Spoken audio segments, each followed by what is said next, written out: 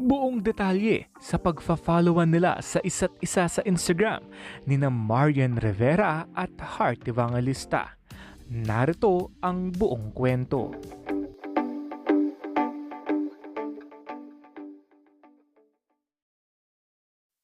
Finally nga, kumpirmadong nagfa-followan na nga sila sa Instagram account. Narito ang account ni Heart Evangelista at nandun mismo ang pangalan ni Marian Rivera na naka-follow na rin sa kanya. Habang itong si Marian Rivera, dito mismo in-screenshot ko ang pagfa-follow ni Yan kay Heart Evangelista na fresh talaga niyang finalo ngayong araw.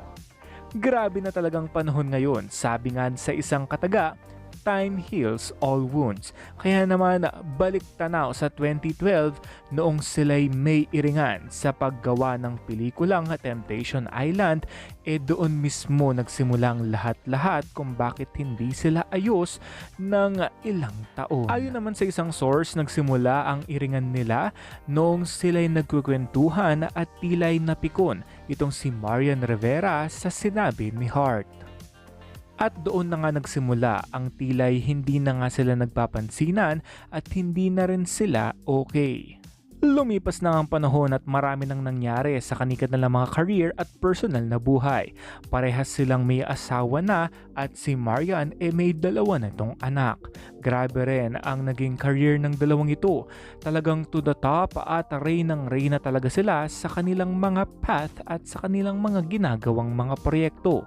Busy ngayon si Marian sa paggawa ng teleseryeng Against All Odds kasama si Gabby Concepcion at Rewind. Ito ay MMF entry nito ngayong taon kasama si Dingdong Dantes. Patok din ang kanyang mga TikTok videos na umabot na rin ng ilang milyong views at marami ring gumagaya at tila'y TikTok queen na ang bansag nito kay Yan.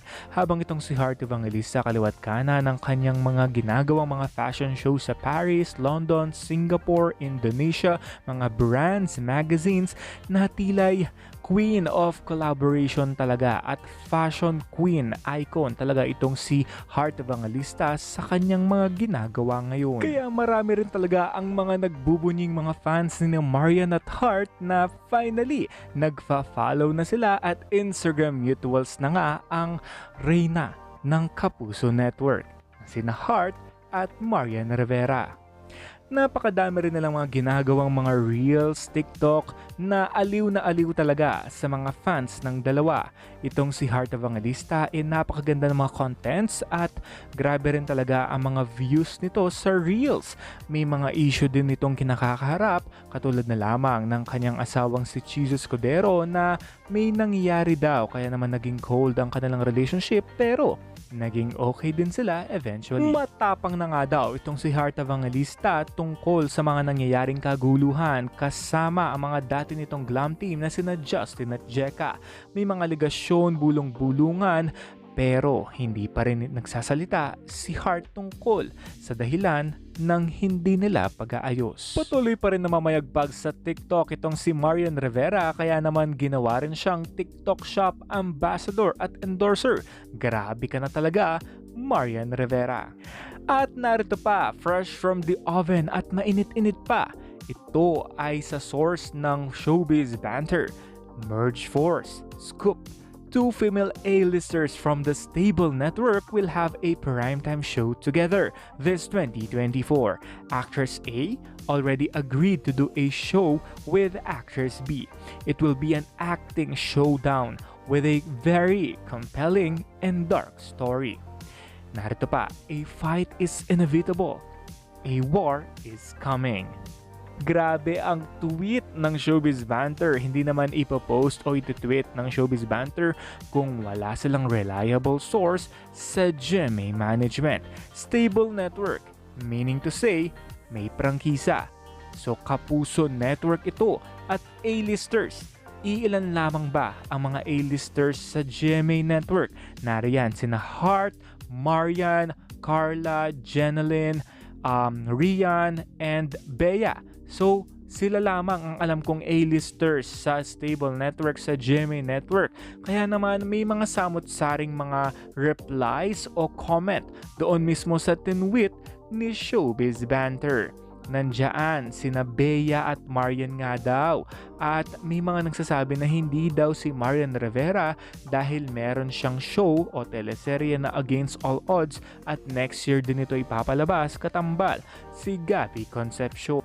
Malakas din ang bulong-bulungan na Penthouse daw ito. Ito ay Korean drama series na kung saan fight at war din at bardagulan at acting showdown ang mangyayari kung ito man adaptation ito ng Penthouse. Grabe na talaga. May mga nagsasabi din kasi na Heart at Marian ito, lalong-lalo na na-tweet na nga na itong dalawang ito Instagram mutuals na finally. Ako naman mismo, kung ako yung tatanungin, mas maganda kung sina Marian at Heart ito. Why? Kasi sa mga nangyayari, sa mga nagdaan nilang mga alitan noong Temptation Island days na napakatagal ng panahon, it's time na siguro na finally mag-merge na sila dahil napakaganda ng proyektong ito kung sakali man. At sabi nga time has come already sa dalawang ito dahil dalawang reyna sila ng Kapuso Network at established na talaga ang kanilang karera.